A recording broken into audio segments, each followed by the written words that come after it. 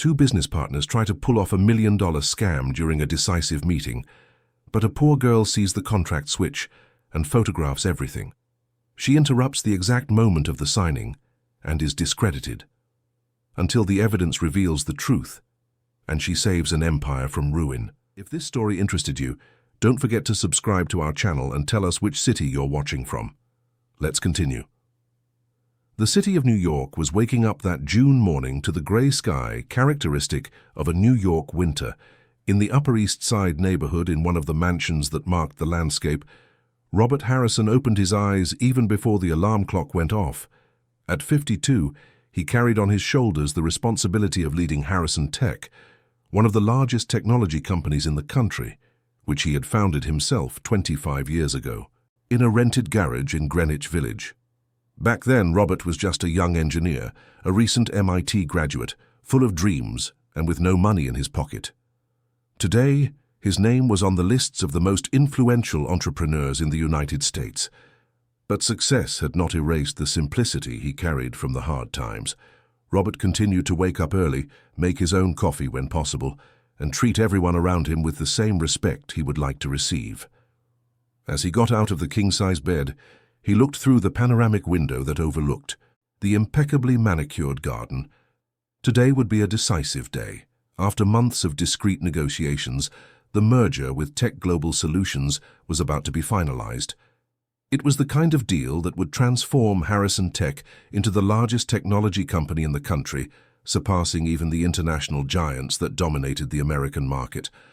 Robert walked to the closet, carefully choosing the navy blue suit he would wear for the meeting. He needed to project confidence, authority, but also the humility that had always characterized him. As he adjusted his tie in front of the mirror, he couldn't help but smile. All of this had seemed like a distant dream just a few months ago. The opportunity had arisen through two of his oldest partners, Richard Taylor and Patricia Miller. Both had been part of Harrison Tech from the beginning, when the company was still a fragile project, struggling to survive in the competitive market. Richard managed the commercial side with mastery, while Patricia commanded the finance department with a firm hand. Robert trusted them almost as he would trust siblings. It was Richard and Patricia who introduced Tech Global Solutions as the ideal partner for the merger. According to them, the company had a consolidated presence in several states and was looking for exactly the kind of technological innovation that Harrison Tech offered. The proposal seemed too good to be true, but Robert believed them. After all, it was 25 years of partnership, of battles won together, of difficult moments overcome side by side. From downstairs, the unmistakable aroma of fresh coffee wafted up. Maria was surely already in the kitchen, preparing everything with her usual care. Maria Williams had worked in Robert's house for almost 10 years. She had come here on a recommendation from an acquaintance, bringing with her a young daughter, eyes tired from a life of struggle and an immense desire to start over. Robert remembered the day of the interview perfectly. Maria was nervous, holding the hand of her 6-year-old daughter, a small girl with curious eyes, who observed everything around her with almost scientific attention. She explained that she had recently separated, that she needed a stable job to secure her daughter's future, and that she would do her best if he gave her a chance. He didn't just give her a chance. He offered a fair salary, helped enroll the girl in a quality public school, allowed Maria to adjust her hours when necessary to be with her daughter, and always treated them both with dignity. For Robert, it made no sense to build an empire if it meant stepping on the people who worked to make it possible.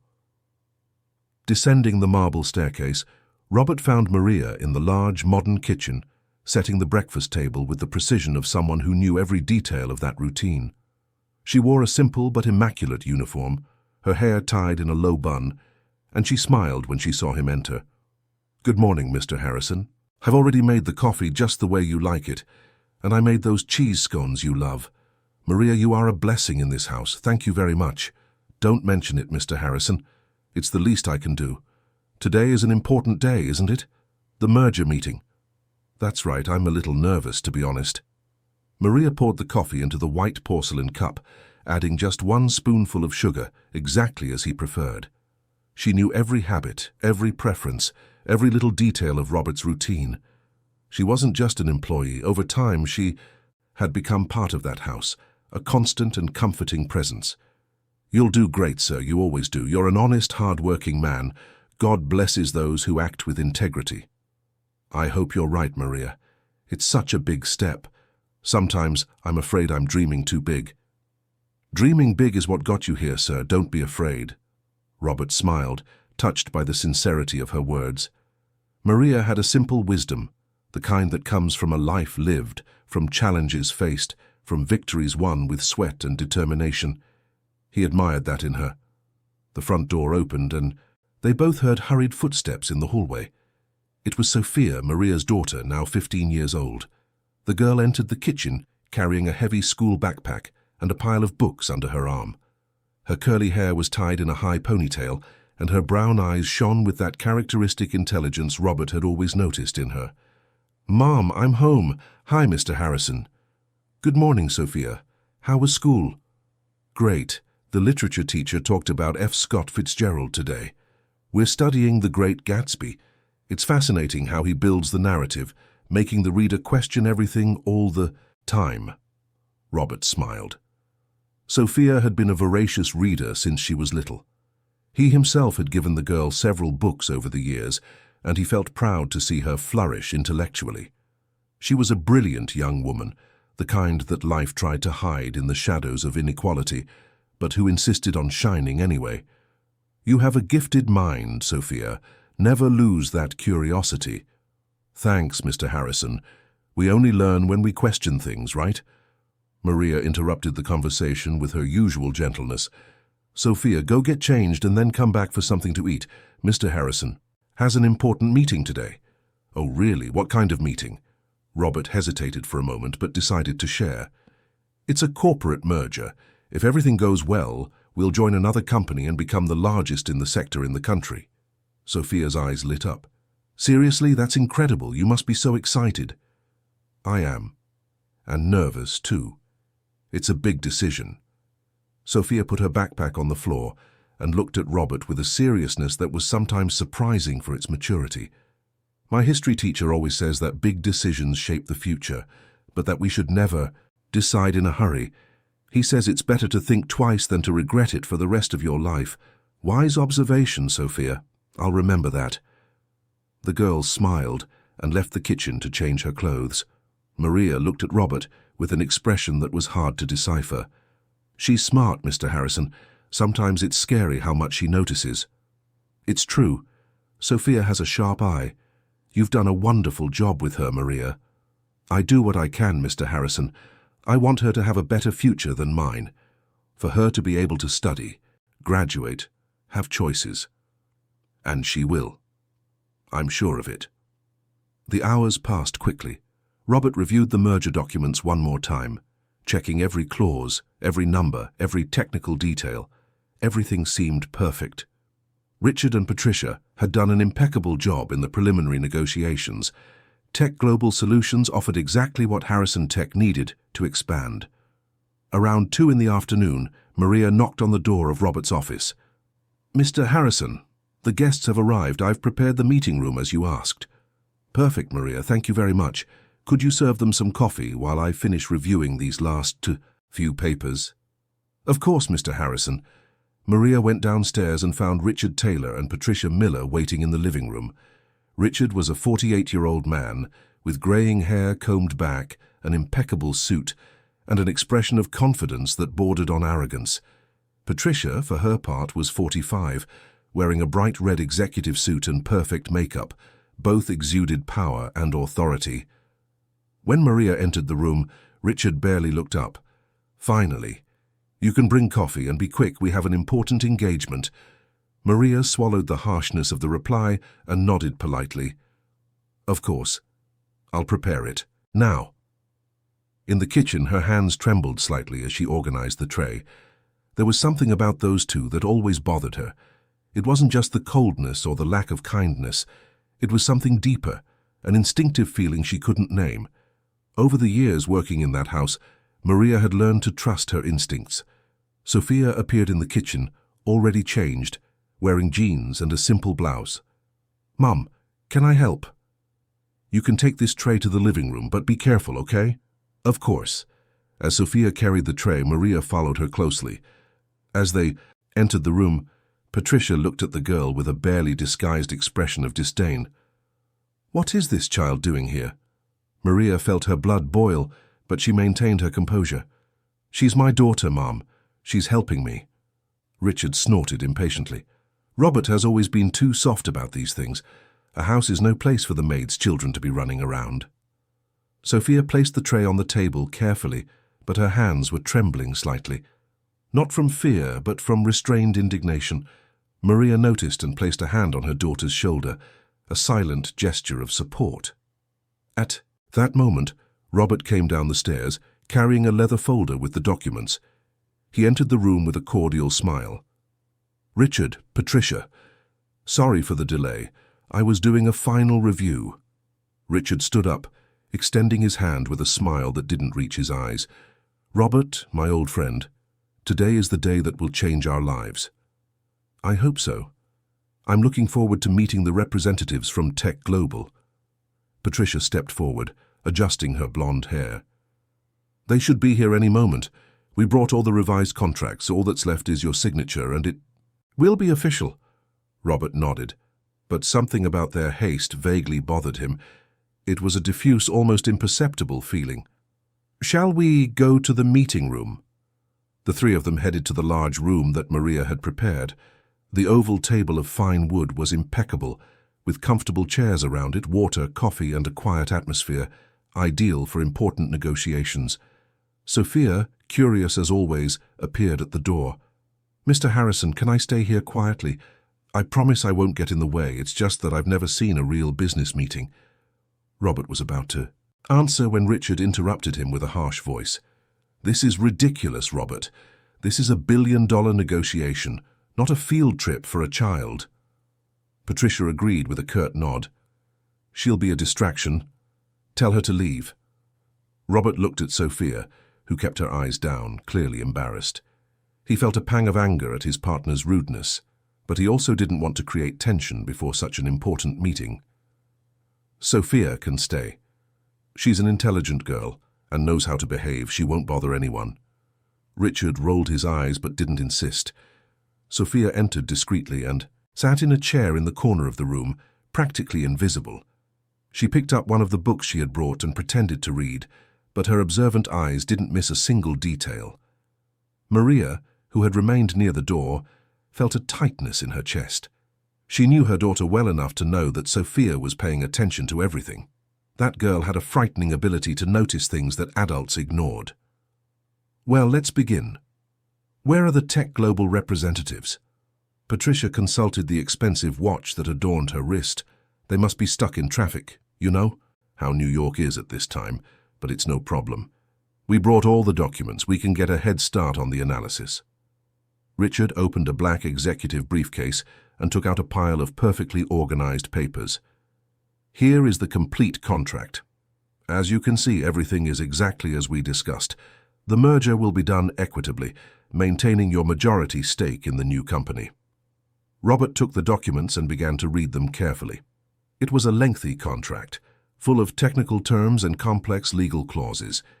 He trusted Richard and Patricia, but he wasn't a man to sign anything without reading it. From the corner of the room, Sophia watched everything with redoubled attention. There was something strange about the behavior of those two. She couldn't explain exactly what, but her instinct screamed that something was wrong. The way Richard and Patricia exchanged quick, almost imperceptible glances, the rush to get Robert to sign, the arrogance with which they treated her mother. Robert, we don't have all day. You need to sign soon. The Tech Global representatives made it clear that any delay could jeopardize the deal. Richard pressed with a firm voice. But Robert continued reading. Calm down, Richard. This is a billion-dollar merger contract. I'm not going to sign without reading every line. Patricia sighed with impatience, but tried to disguise it with a forced smile. Of course, Robert. We're just concerned. This opportunity might not come around again. While Robert was reading, Richard stood up abruptly. Excuse me, I need to use the restroom. Patricia also stood up, picking up her purse. I'll go with him. I need to make a quick call. Feel free. The two left the room, and for a brief moment Robert was alone with the documents, completely immersed in his reading. Sophia, however, noticed something strange. Richard hadn't gone down the hallway that led to the guest bathroom. He went up the stairs. The girl's heart began to race. Something was very wrong. Carefully, she got up from her chair, making sure not to draw attention, and walked discreetly to the door. Robert was so focused that he didn't even notice. Sophia left the meeting room and looked around. No sign of Richard on the ground floor. She went up the stairs silently, stepping on the side of the treads to avoid any creaking. Reaching the upper floor, she heard muffled voices coming from one of the rooms. Hiding behind a decorative column, Sophia watched through the crack of the ajar door. Richard was holding another briefcase, identical to the first one. He opened it quickly and began to take out documents, comparing them with others he had in the inner pocket of his jacket. Sophia's heart was beating so hard she feared he could hear it. With trembling hands, she took her phone from her pocket and silently activated the camera. She began to take pictures, recording Richard's every move. He organized the papers in the new briefcase with surgical precision, checking each page. Then he took the original briefcase and hid it behind a piece of antique furniture. When he finished, he took a deep breath, straightened his suit, and left the room with the new briefcase in hand. Sophia shrank further behind the column, holding her breath.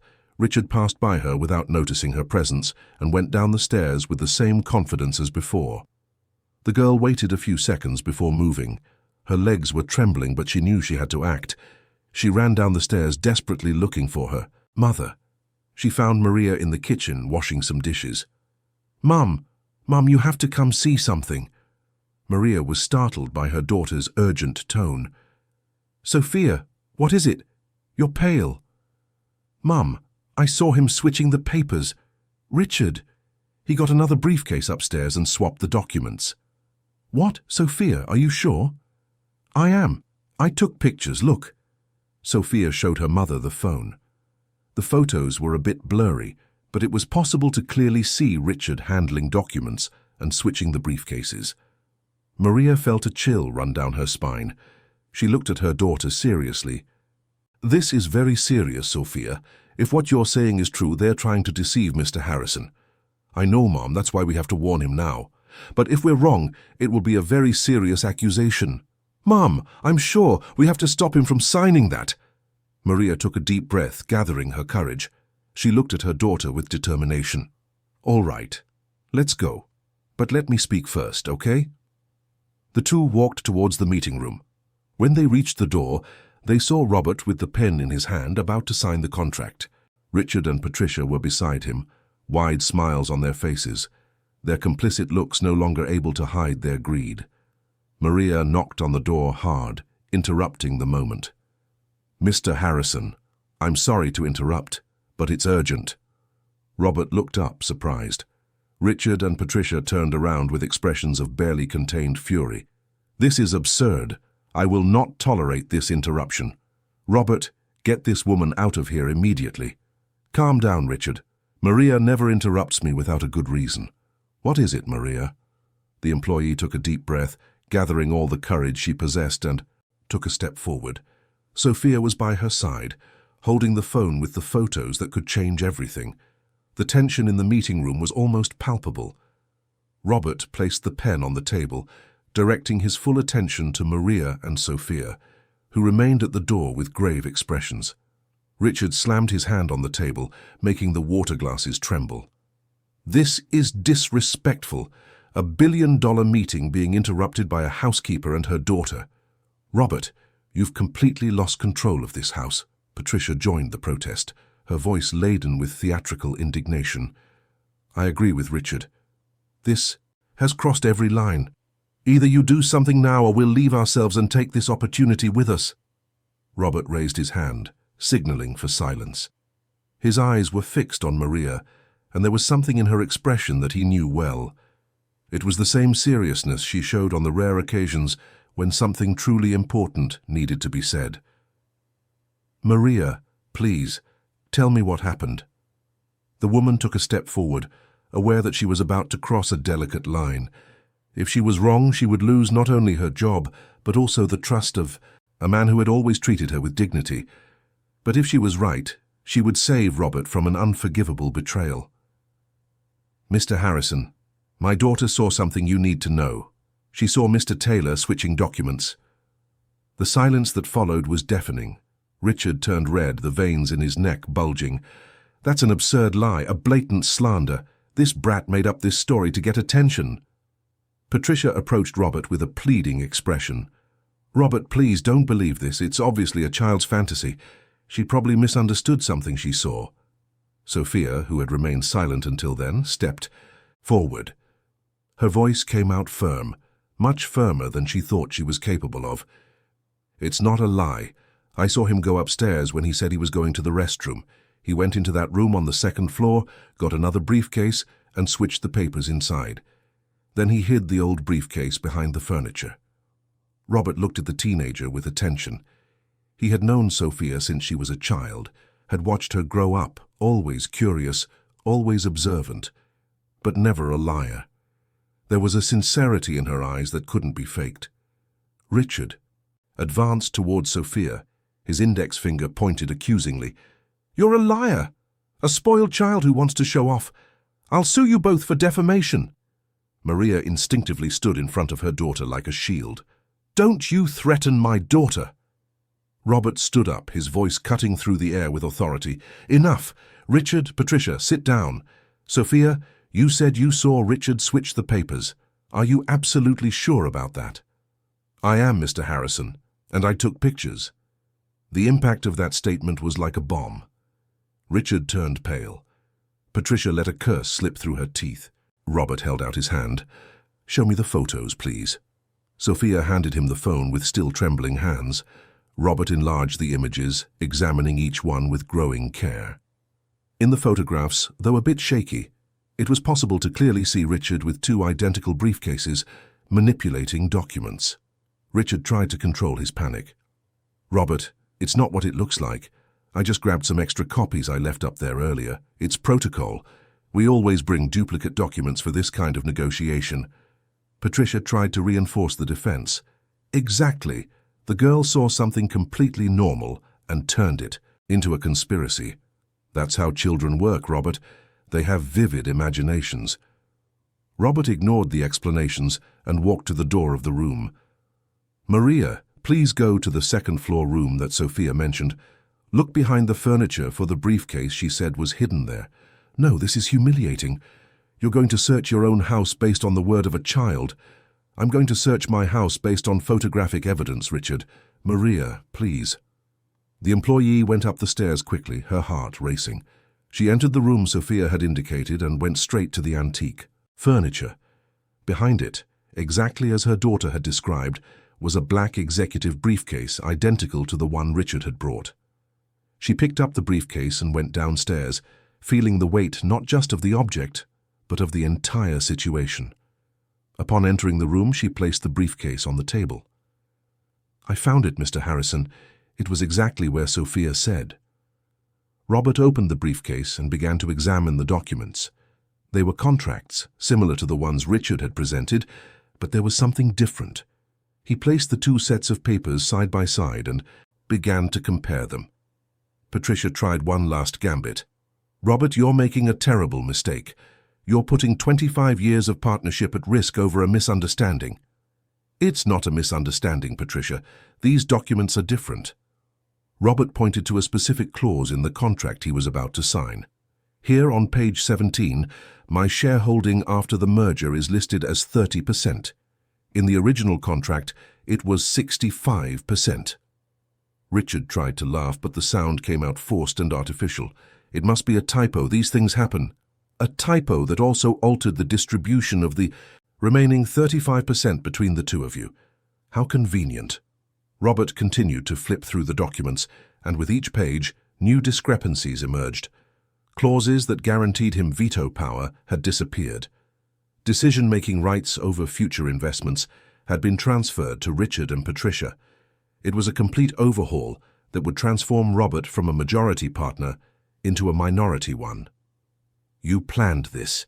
You plan to take me out of control of my own company." Patricia stood up abruptly, abandoning any pretense of innocence. "Your company? It was built with our work too. You'd have nothing without us." Richard, seeing that the charade was over, took on an aggressive posture. 25 years, Robert. 25 years working like slaves while you took all the credit. It was time for a fair redistribution. A fair redistribution through fraud and betrayal.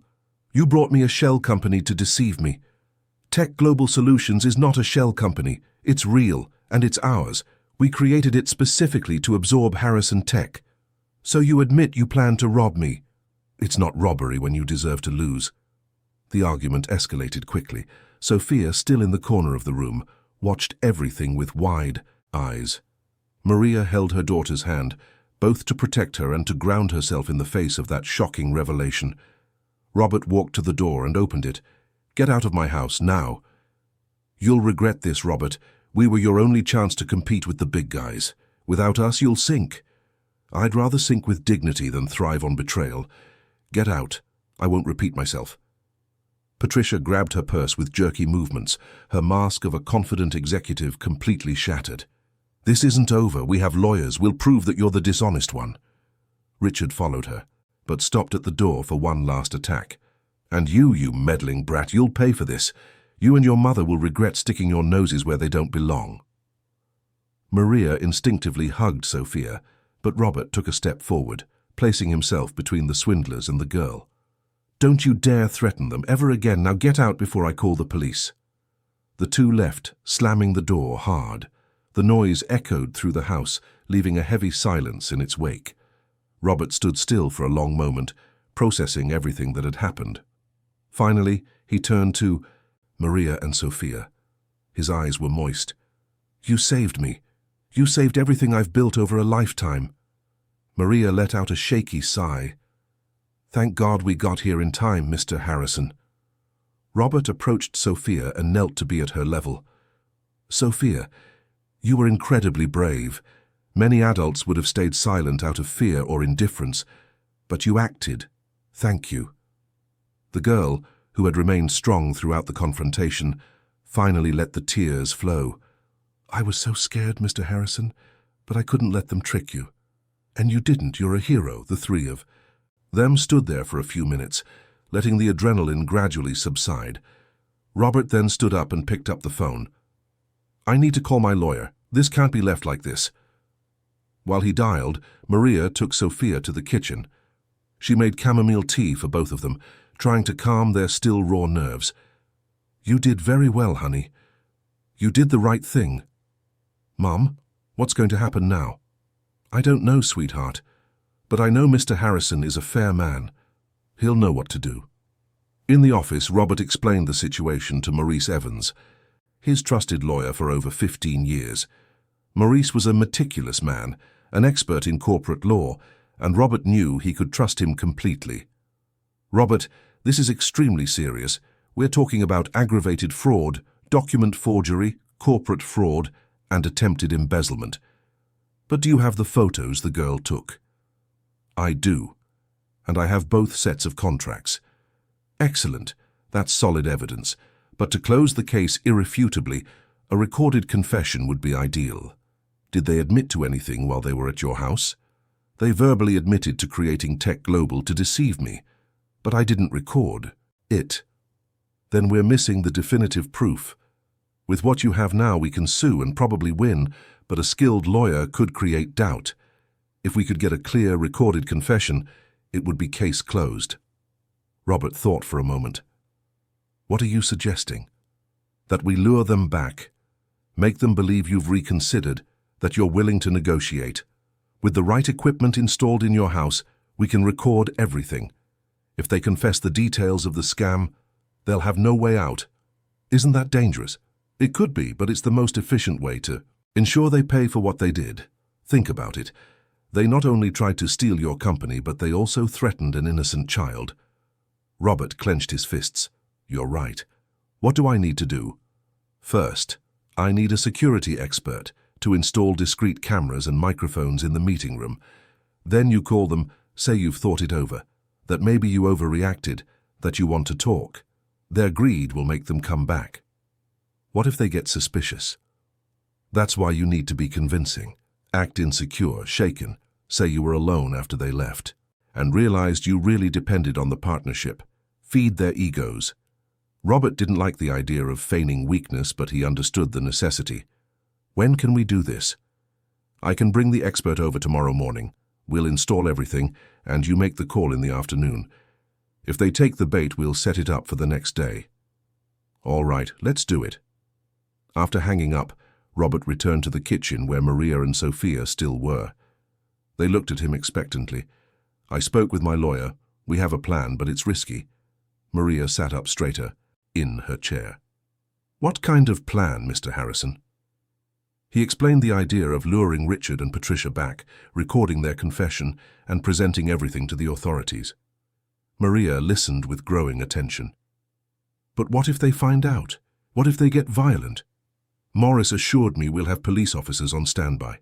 At the right moment, they'll come in and make the arrest. But I need your help. Our help? How?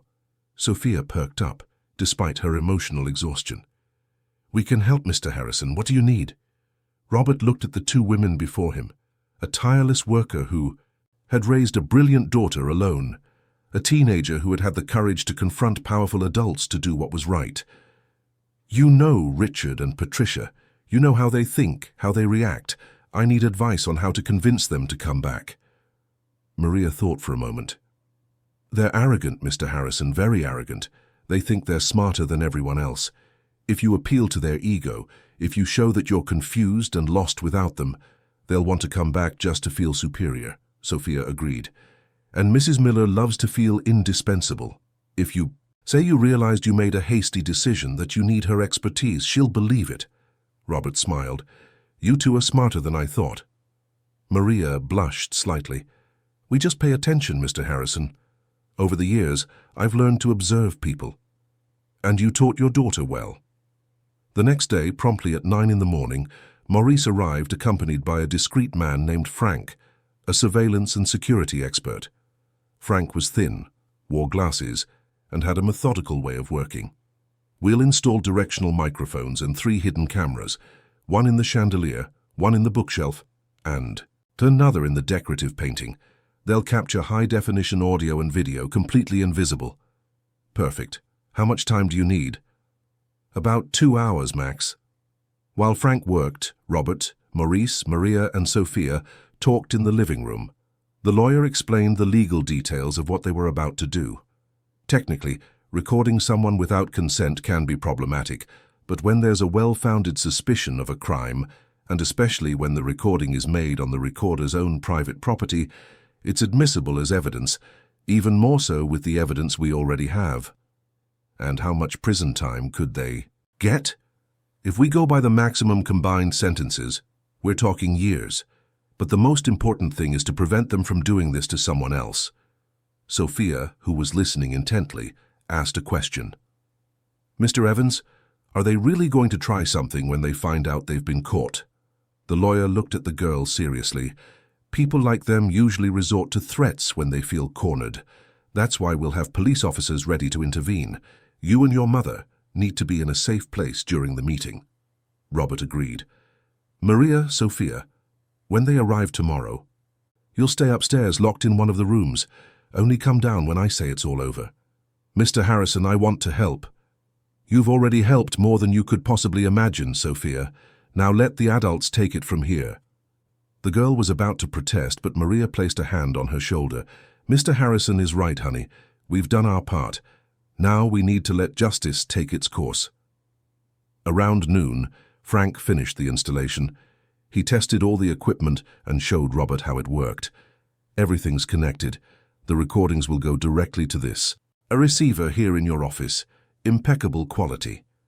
Excellent work, Frank. Maurice then handed a script to Robert. Here's what you should say when you call them. You don't have to memorize it word for word, but keep the essence. Seem vulnerable, regretful, confused. Make them feel like they're regaining control. Robert read the script, mentally rehearsed a few times, and at 3 in the afternoon, he picked up the phone. He dialed Richard's number. Each ring seemed to last an eternity. Hello? Richard, it's me, Robert. There was a heavy pause on the other end of the line. What do you want? Robert took a deep breath and began the performance. I wanted to apologize. I think I overreacted yesterday. I let an unexpected situation make me make rash decisions. Are you saying you believe us now? I'm saying I spent all night thinking. You've been with me for 25 years. Maybe I should have trusted you more. Maybe the girl saw something she misinterpreted because she's a child. On the other end, Robert could almost hear Richard's satisfied smile. Finally, you're talking sense. I'd like you to come here tomorrow, to talk calmly. No pressure. I want to understand this merger better. Tomorrow could work. What time? 2 in the afternoon. That way we have time to talk without rushing. All right, Patricia and I will be there. And Robert, you made the right decision. I hope so. After hanging up, Robert looked at Maurice. They took the bait.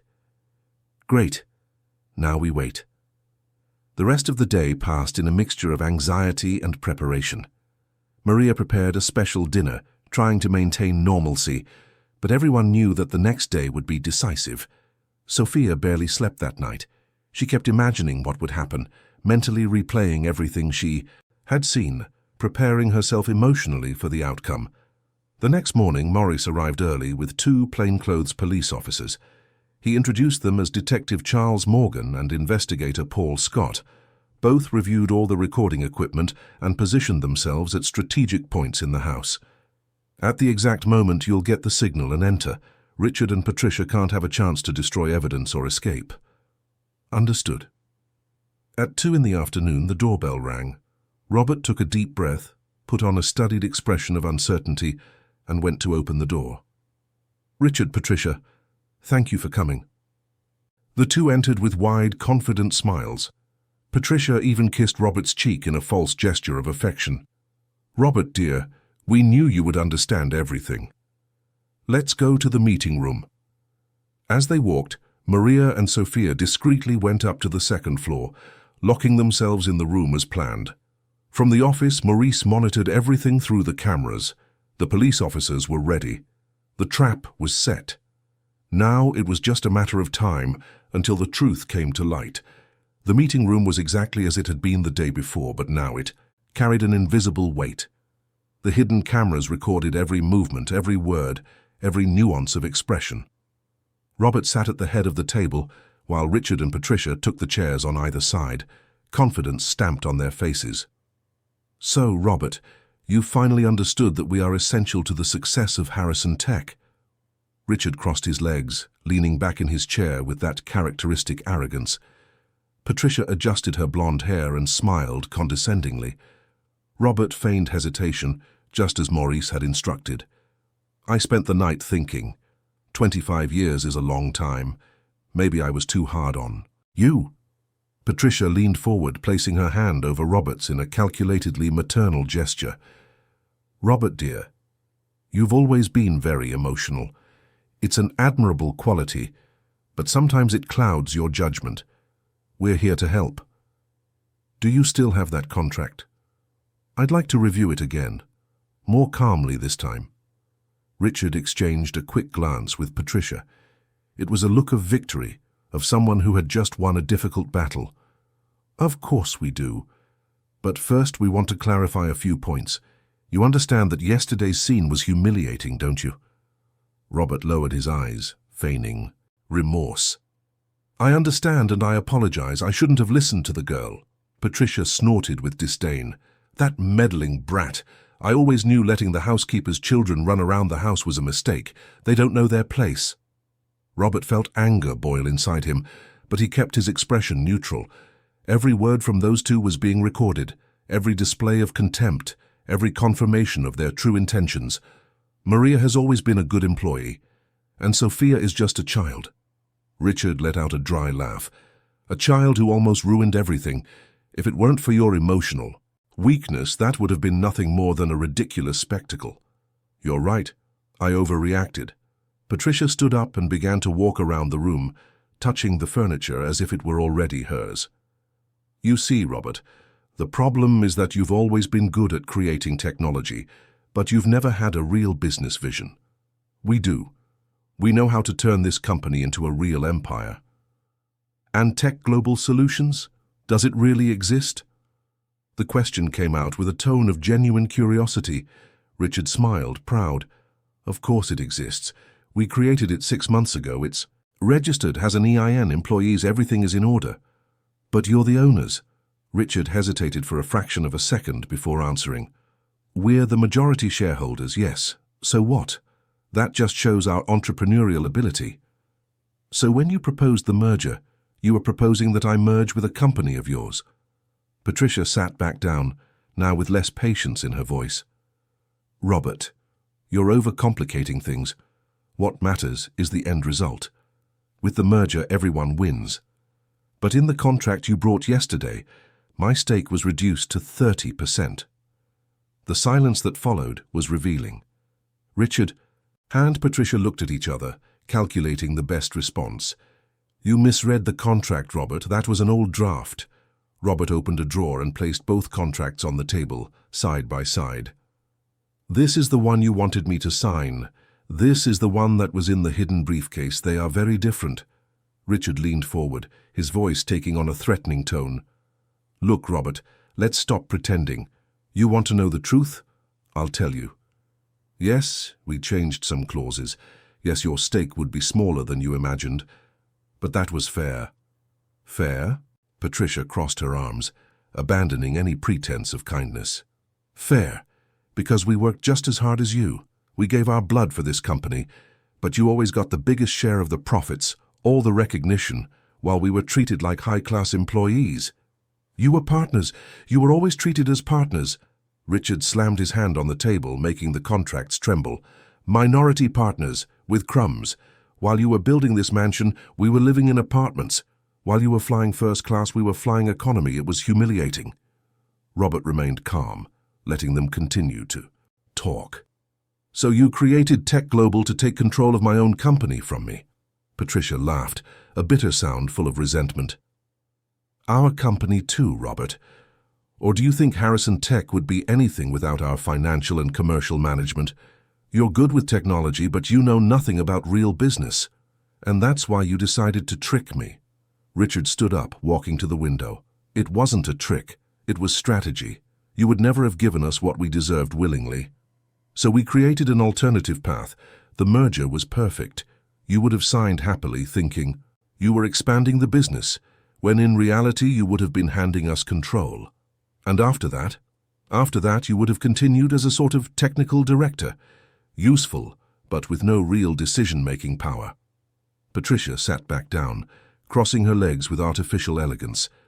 But if that brat hadn't seen the contract switch, everything would have worked perfectly. You would have signed without noticing, and when you finally understood what happened, it would have been too late. Robert felt a lump in his throat, hearing the explicit confirmation of the betrayal, even though he was expecting it, was painful. You really don't feel any remorse, do you? Richard returned to the table, placing both hands on it and leaning towards Robert. Remorse? For what? For trying to take what was ours by right? Look around you, Robert. Do you think anyone builds a fortune by being nice, by being honest? That's naive. The business world is a jungle, and those who aren't tough enough get devoured. Patricia agreed with an emphatic nod. You were always too weak, Robert. Too sentimental. Paying fair wages, giving benefits, treating employees like they were your friends. That's stupidity. Money is power, and power is taken, not asked for. Is that how you see the world? That's how the world is, and we were so close to getting it, if it weren't for that meddling girl. Robert took a deep breath, gathering strength for the last question. And now? What do you want from me? Richard smiled, a smile that didn't reach his eyes. Now you're going to sign the contract. You're going to accept the conditions we've established, and you're going to do it willingly, because you know that without us Harrison Tech will sink. And if I refuse, Patricia leaned forward, her voice low and threatening. If you refuse, we'll make your life a living hell. We have connections, Robert, a lot of connections. We can spread rumors about mismanagement, about accounting fraud that never existed, about mental instability. We can destroy your reputation in a matter of weeks. That's blackmail. Richard shrugged. Call it what you want. The result is the same. Either you sign or we destroy everything you've built. The choice is yours." Robert looked at the two of them for a long moment. 25 years of partnership, of trust, of working together, all reduced to this. Greed, betrayal, threats. Finally, he stood up from his chair. "You know what's saddest about all this? It's not the fact that you tried to rob me. It's the fact that you truly believe this was justifiable." Patricia rolled her eyes. "Spare us the moral lecture, Robert. Are you going to sign or not?" "No, I'm not signing anything." Richard's face turned red with anger. "Then you've just signed your own death warrant. We're going to destroy you." Robert walked to the door of the room and opened it. Outside stood Maurice, Detective Charles Morgan, and Investigator Paul Scott. "I don't think you'll be destroying anyone." The shocked expressions on Richard's and Patricia's faces would have been comical under other circumstances. They stood up abruptly, looking from Robert to the police officers and back again. "What is this? What's going on?" Maurice entered the room holding a tablet that showed the recording of their conversation. "Richard Taylor and Patricia Miller, everything you've said in the last 30 minutes has been recorded. Confession of fraud, attempted embezzlement, document forgery, and threats. We have more than enough evidence." "That's illegal. You can't record someone without their consent." Detective Charles stepped forward, showing his badge. "On private property with well-founded suspicion of a crime, it's perfectly legal, and you confessed everything spontaneously." Patricia tried to run towards the door, but Investigator Paul blocked her path. "Not so fast, ma'am. You're both under arrest." Richard tried one last gambit, pointing his finger at Robert. "You're a traitor, after everything we did for you. You tried to rob me. You tried to destroy everything I've built. And you still have the audacity to call me a traitor." Detective Charles took out the handcuffs. "Richard Taylor, Patricia Miller, you are under arrest for aggravated fraud, document, forgery, criminal conspiracy, and making threats. Anything you say can and will be used against you." As the handcuffs were being placed, Patricia began to cry, but they were tears of anger and frustration, not of remorse. "You'll regret this, Robert. This isn't over." "It's already over. It's done." The police officers began to lead the two towards the exit. Richard was still trying to argue, to make up excuses, but it was useless. The evidence was irrefutable. The moment they walked out the front door, Maria and Sophia came down the stairs. The girl ran to Robert. "Did you get them?" "We got them, Sophia. They confessed everything." Maria hugged her daughter, tears of relief streaming down her face. "Thank God, thank God." Robert looked at the two of them with deep gratitude. "None of this would have been possible without you. You saved my life, my company, everything." Maurice put away the tablet and approached. "Robert, I'll follow the case from start to finish. With the evidence we have, they won't get away. But you need to be prepared. They might try to negotiate, to invent more lies. I'm prepared. I feel nothing for them anymore but pity." In the days that followed, the story leaked to the press. Headlines about an attempted coup in a billion-dollar company dominated the news. Richard and Patricia's reputations were publicly destroyed. Old business partners distanced themselves. Investors who had dealt with them demanded audits. Robert, on the other hand, was seen as a courageous victim who faced betrayal with dignity. Harrison Tech, far from sinking as Richard had predicted, received legitimate offers for mergers and partnerships. The market respected a man who put ethics above all else. But for Robert, the biggest change was happening inside his own home. He looked at Maria and Sophia differently now. They weren't just an employee and an employee's daughter. They were the people who had risked everything to do what was right.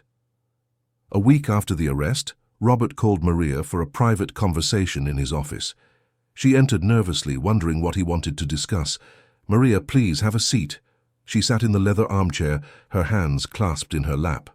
"I wanted to talk about the future, yours and Sophia's." Maria swallowed hard. "Mr. Harrison, if this is about that day, I only did what any decent person would do. And that's exactly why I want to do this. You and Sophia demonstrated a courage and integrity that many adults don't have. I can't just let that go." He opened a drawer and took out an envelope. "First, I want to ensure stability for you. Here is a new employment contract with a significantly higher salary and a bonus for everything you've done." Maria opened the envelope with trembling hands. The amount made her stifle a gasp. "Mr. Harrison, this is too much. It's way too much." "It's not. It's the least I can do. But there's more. Sophia is a brilliant girl. She deserves a first-class education. I want to pay for a private school for her, one of the best in New York, and then, when the time comes, the university of her choice." Tears streamed freely down Maria's face. "Mr. Harrison, I don't know what to say. This is a dream. I've always wanted to give my daughter the best, but I never had the means. Now you do. And what's more, I want to create a savings fund for Sophia, something that will secure her future, no matter what happens." Maria stood up and, breaking all the protocol she had always maintained, she hugged Robert. "Thank you so much, thank you for everything. I'm the one who should be thanking you, Maria. You saved me." When Maria told Sophia about the changes, the girl could hardly believe it. "A private school, Mom, seriously? Seriously, one of the best in the city?" Sophia let out a cry of joy, but then she became thoughtful. "It's going to be weird, isn't it? I've never gone to school with rich people." Maria stroked her daughter's hair. "You're just as smart as any of them, Sophia, even more so. It's all going to be okay. What if they don't like me? Then they don't deserve you, but I'm sure you'll find your place. You always have." The following month, Sophia started at the new school. It was an imposing building on the Upper East Side, with sports courts, state-of-the-art laboratories, and a library that looked like something out of a movie. On the first day, she wore her new uniform, her new backpack, and tried to hide her nervousness. But the challenges began quickly. Some girls in her class looked at her with a mixture of curiosity and disdain. Others made comments about her coming from a public school, about not knowing certain cultural references, about not having traveled to the same places they had. Sophia faced it all with her head held high. When someone underestimated her in a literature discussion, she demonstrated profound knowledge. When they tried to make her feel inferior for not having certain material possessions, she showed that her value was not in objects. There was one girl in particular, Gabriella, a banker's daughter, who seemed to have made it her personal mission to psychologically torture Sophia. "You're only here because your mum's boss gave you a handout, right?" Sophia took a deep breath before answering. "I'm here because I earned it, and you're here because your parents pay. What's the real difference?" The response silenced Gabriella momentarily, but Sophia knew the war was far from over. At night, when she got home, Maria noticed her daughter's emotional exhaustion. "Was it a tough day?" "It always is. But I'm not going to give up, Mom. Not after everything we've been through." Robert, who overheard the conversation from the hallway, felt immense pride for that girl. She was facing a whole world of prejudice and was not bowing down. And so the days passed between challenges at school, hearings for the case against Richard and Patricia, and a routine that slowly became a new normal. Sophia remained observant, intelligent, and brave. Maria continued to work with dedication, now with the peace of mind of knowing that the future was secure. Robert looked at it all and wondered how he had gotten so lucky. He could have lost everything, but instead, he gained something far more valuable than money or business success. He gained proof that kindness and justice still mattered in this world. 3 months had passed since Richard and Patricia's arrest. The trial was scheduled for 2 weeks from then, and Maurice assured them that the case was solid. The recordings, the forged documents, Sophia's photos, it all formed an irrefutable body of evidence. A conviction was practically certain. But while justice took its course, Sophia's life at the new school continued to be a daily battle.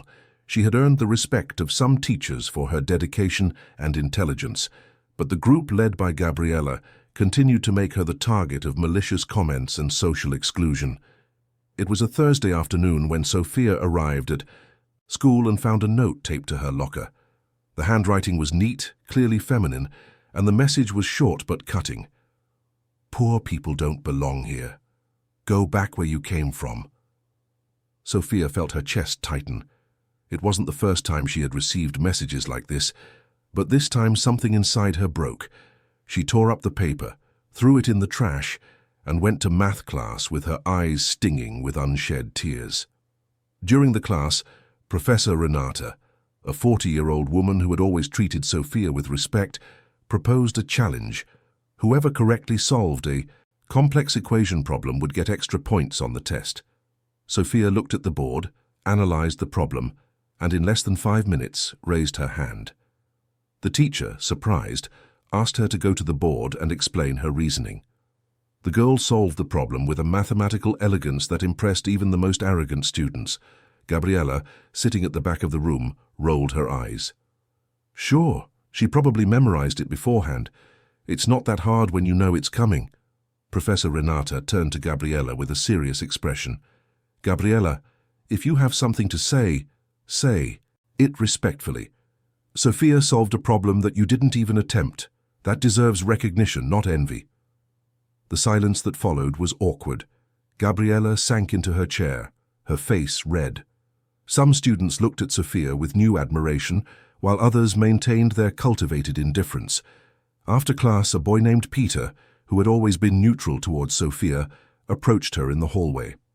Hey, that was really cool. You're really good at math. Sophia smiled shyly. Thanks. I've always liked STEM subjects.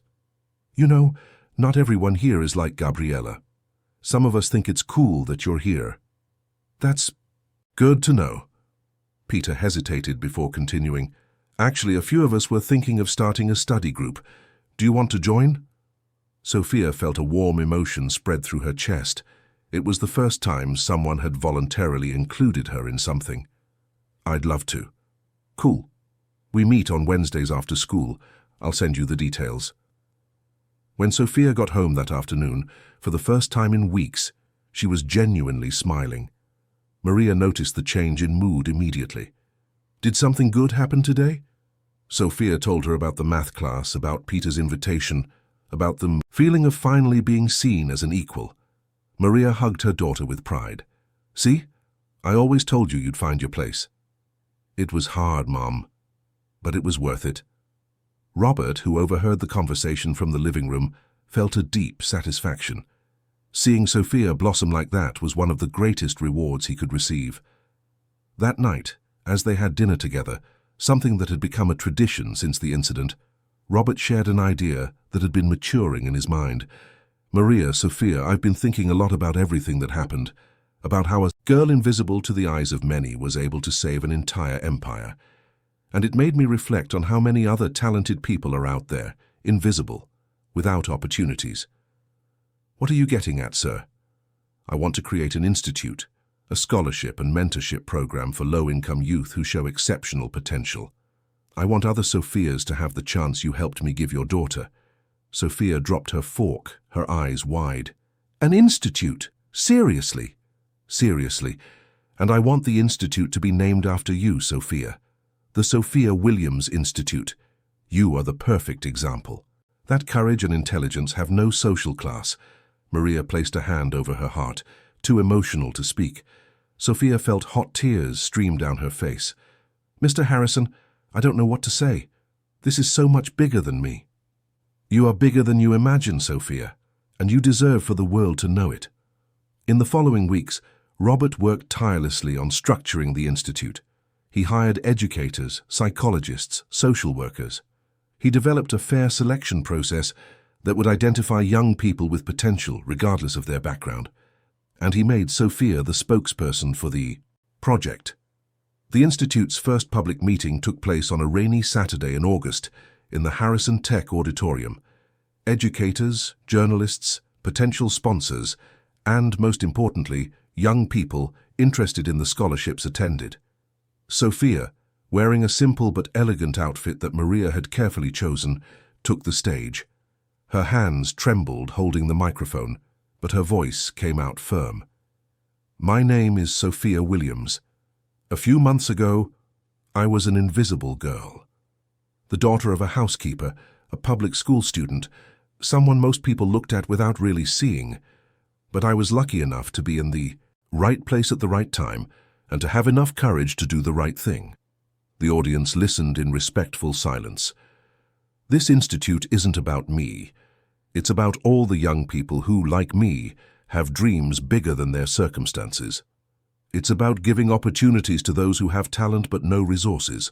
It's about building a country where your origin doesn't determine your destiny. The applause was warm and sincere. After her presentation, dozens of young people approached Sophia, asking questions, sharing their own stories of struggle and hope. For the first time, Sophia felt she had found her purpose. Meanwhile, the trial of Richard and Patricia finally began. The courtroom was packed with journalists, curious onlookers, and people from the business world. Robert was present, but chose a discreet seat at the back. Maurice presented the evidence with surgical precision. The recordings were played, showing the defendants' full confessions. The forged documents were expert analyzed and confirmed as fraudulent. Sophia's photos were examined by specialists who confirmed their authenticity. Richard and Patricia's lawyers tried to argue that it had been a misunderstanding, that their intentions were different, but it was useless. The defendants' own words condemned them. Don't. The last day of the trial before the sentencing, the judge asked if the defendants would like to say anything. Richard stood up, his face marked by his time in pre-trial detention. I spent my whole life building something, 25 years of hard work. And in the end, what did I get? Nothing, because the system always favors those who already have everything. Robert was born with talent, with opportunities. I had to fight for every scrap. I don't regret what I did. I only regret that I failed. Patricia remained silent, her gaze empty, as if she had already given up. The judge deliberated for 2 hours before returning with the sentence. Richard Taylor was sentenced to 8 years in a maximum security prison for aggravated fraud, document forgery, and criminal conspiracy. Patricia Miller received 7 years for the same combination of crimes. When the sentence was read, there were no emotional outbursts. Richard simply lowered his head. Patricia closed her eyes.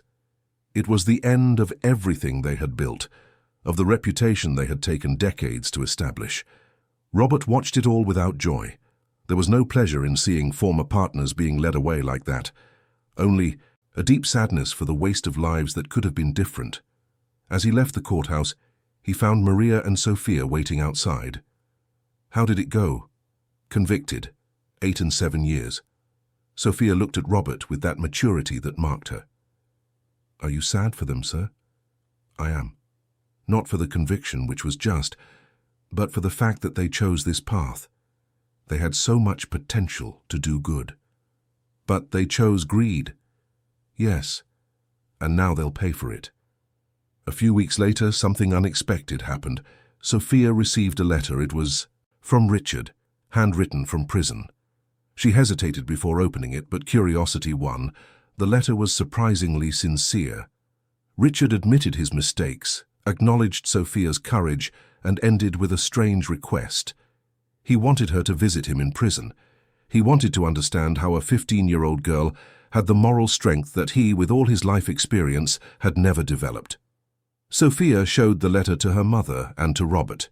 Both were shocked. You don't have to go, Sophia. That man threatened you. But Sophia thought for a long moment. I want to go. Not for him, but for me. I want to understand how someone gets to that point. Maybe it will help me never lose my way. Robert looked at Maria, who nodded slowly. If you want to go, I'll go with you. The following Saturday, Robert, Sophia, and Maria drove to the penitentiary where Richard was serving his sentence. The atmosphere was oppressive, full of metal gates, armed guards, and a palpable sense of hopelessness. Richard appeared on the other side of the glass, wearing the orange prison uniform. He seemed to have aged years in just a few months. When he saw Sophia, his eyes filled with tears. Through the phone that allowed communication, he spoke with a choked voice. Thank you for coming. I didn't think you would. I almost didn't. But I need to understand something. How did you get to this point? How did someone who had so much choose to lose everything? Richard took a deep breath, wiping away tears with the back of his hand. Greed, Sophia. Pure greed. I always wanted more. I always thought I deserved more. And when you spend your whole life thinking the world owes you something, you become capable of anything to take what you think is yours. But you had so much. You were partners in a billion-dollar company, and it was never enough. Because I didn't compare what I had to what I didn't have before. I compared it to what Robert had, and that envy consumed me. Sophia looked at that broken man and felt a mixture of pity and determination. You may have lost everything, sir, but at least you've learned something. I will use this lesson. I will remember every day that true success isn't about having more than others, but about doing good with what you have. Richard smiled sadly. You're 15 years old and already wiser than I ever was. Take care of that wisdom, Sophia. Don't let the world corrupt you. I won't. Leaving the prison, Sophia was quiet, processing everything. Robert placed a hand on her shoulder. Are you okay? I am. It was difficult, but necessary. Now I understand better the importance of never losing my values. The months turned into a year. The Sophia Williams Institute flourished, offering scholarships to more than 50 young people in its first cycle. Sophia continued at the private school, but now with true friends who respected her for who she was. The study group that Peter had started expanded, and Sophia had an idea. She proposed that they open the group to public school students as well, creating a bridge between different realities. Surprisingly, the idea was accepted with enthusiasm. Gabriella, who for months had been Sophia's biggest antagonist, underwent an unexpected transformation. Her father, the banker, faced serious financial problems, and the family had to drastically reduce their standard of living. Suddenly, Gabriella found herself on the other side, facing the same prejudices she had once directed at others. It was Sophia who invited her to the study group, extending a hand to someone who had never offered her anything but cruelty. Gabriella, humbled but grateful, accepted, and slowly, an unlikely friendship began to form. Maria, observing all this, felt a pride so great it sometimes hurt physically. Her daughter was becoming exactly the woman she had always dreamed she would be, strong, compassionate, just, and incredibly brave. Robert, for his part, completely restructured Harrison Tech. He implemented policies of radical transparency, created profit-sharing programs for all employees, and established a strict code of ethics.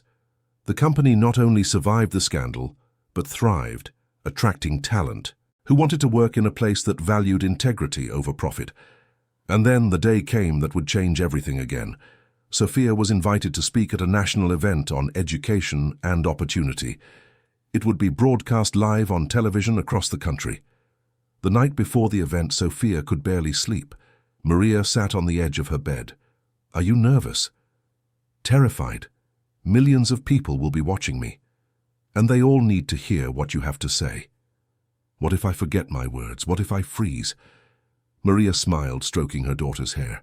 Then you take a deep breath and remember why you're doing this. It's not for you, it's for all the invisible children who need to know they have value. You're right. On the day of the event, the theater was packed. Sophia, wearing a simple but elegant blue dress, waited backstage. Robert and Maria were in the front row cheering for her. When her name was announced, Sophia walked to the stage with firm steps. She looked at the audience, at the cameras, and began to speak. My name is Sophia Williams. A year ago I was invisible. Not because I was transparent, but because I lived in a world that chose not to see me. The daughter of a housekeeper, a public school student, a resident of a simple neighborhood. To many, I was just another face in the crowd. Her voice echoed through the theater, clear and firm.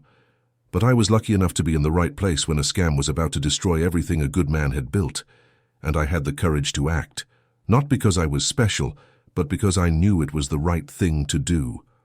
The audience was completely silent. Many people call me a hero, but I'm not a hero for exposing a fraud. I'm a hero because I refused to let fear silence me, because I chose to do the right thing, even when it would have been easier to pretend I saw nothing. Sophia paused, letting the words sink in. Today I want to speak to all the children and young people who feel invisible, to all those who think their origin defines their destiny, to all who are told they are not enough, that they don't belong, that they don't matter. Her voice grew. more intense. You matter. Every single one of you has immeasurable value. Every single one of you can change the world. You don't have to save billion-dollar companies to be important. You can make a difference in your communities, in your families, in your own lives. Tears began to stream freely down Sophia's face, but she didn't wipe them away. Courage has no age. It has no social class. It has no color, gender, or address. Courage is the choice to do what's right when it would be easier to do what's wrong. It's the choice to stand up when it would be more comfortable to stay down. It's the choice to speak out when it would be safer to stay silent. The audience began to applaud, but Sophia raised her hand for silence. I want to conclude with a challenge. For every one of you watching me right now, look around you. See the people you normally ignore, the cleaning staff, the delivery driver, the supermarket cashier, the homeless person. See these people. Truly see them. Because every one of them has a story. Every one of them matters. And every one of them might be holding within them the solution to a problem you don't even know you have. Sophia took a deep breath before her final words. A year ago I was invisible. Today I'm speaking to an entire country, not because I'm special, but because someone chose to see me. Someone chose to believe in me. Do that for someone. See an invisible person and show them that they matter. You have no idea of the transformative power that has. The applause erupted. The entire audience rose to their feet in a standing ovation that lasted for minutes. Maria was crying openly, held in an embrace by Robert, who also had moist eyes. Sophia came down from the stage and was immediately enveloped in her mother's arms. You were perfect, my daughter, perfect. Robert hugged them both. You changed many lives today, Sophia, including mine again. In the following days, Sophia's speech went viral. It was shared millions of times on social media. Schools began to use it as educational material. Companies implemented inclusion programs inspired by her words. But the deepest impact was on ordinary people. Hundreds of thousands of messages arrived from young people saying that the speech had changed their lives. That for the first time they felt they mattered, that they had value. And so the girl who was once invisible became the voice for all the invisible. Not because she wanted fame or recognition, but because she understood that her story could give hope to others. Robert completely restructured his life as well. He began to dedicate half of his time to the Institute, working directly with the scholarship recipients. He discovered that making a difference in people's lives brought a much greater satisfaction than accumulating wealth. Maria, for her part, was promoted to household manager, with responsibilities far beyond domestic chores. Robert involved her in decisions about the house, about the Institute's events, about everything. She was no longer an employee. She was part of the family. And Sophia remained Sophia, studying, learning, growing. But now with the awareness that her voice mattered, that her choices had weight, that being invisible to some did not mean being without value. A year and a half after that day that changed everything, on a summer evening in New York, Robert, Maria, and Sophia were having dinner together in the mansion's garden. The soft lights created a warm atmosphere as they talked. About their day, Sophia mentioned a new project for the Institute, bringing scholarships to cities in the heartland, expanding their reach beyond the capital. Robert smiled. Your dreams just keep getting bigger. I learned from you that dreaming big is the first step to achieving big things. Maria looked at her daughter with a pride that never diminished. Sometimes I still wake up thinking this was all a dream. It wasn't a dream, Mum. It was the consequence of doing the right thing.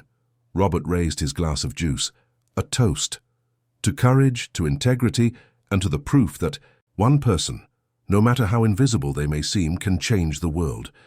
The three of them toasted under the stars, aware that the journey that had begun with fear and trembling had transformed into something much greater, a living testament that kindness, courage, and justice were still powerful forces in this world, and that sometimes, just sometimes, happy endings really do happen for those who dare to do what is right.